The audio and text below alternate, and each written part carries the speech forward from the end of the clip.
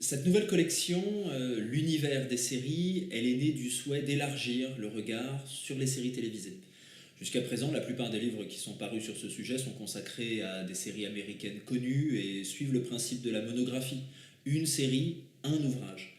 Avec cette nouvelle collection, l'univers des séries, ce que nous voulons faire, c'est véritablement donner à voir un panorama, faire comprendre que les séries ont une histoire, que les séries ont des origines, et que surtout elles ont une richesse, aujourd'hui, partout dans le monde, dans des genres très différents.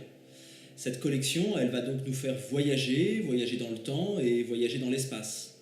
On veut donner une place aux principaux genres qui ont marqué l'histoire des séries télévisées, le policier, la science-fiction, le fantastique et bien d'autres encore. On veut aussi s'ouvrir à de nouveaux horizons géographiques. Les séries, bien sûr, nous viennent des États-Unis, elles nous viennent de France, elles nous viennent du Royaume-Uni. Et ce sont ces séries-là que nous connaissons le mieux. Mais le Japon, la Corée du Sud, la Scandinavie, l'Amérique latine, l'Afrique produisent des séries. Et il n'y avait pas jusqu'à présent de collection en France, en langue française, qui permettait de s'intéresser aussi à ces séries-là.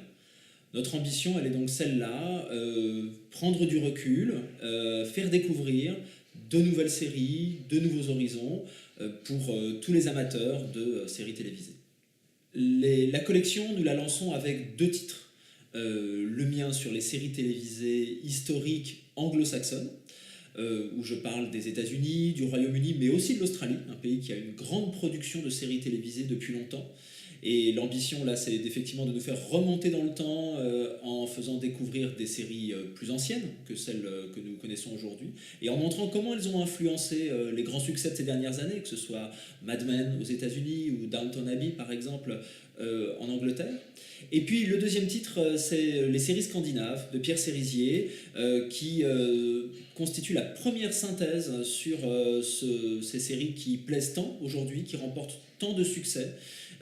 Et Pierre Sérizier, pour une première fois, porte une vision d'ensemble sur toutes ces séries télévisées qui ont considérablement renouvelé le genre de la série en Europe et même au-delà.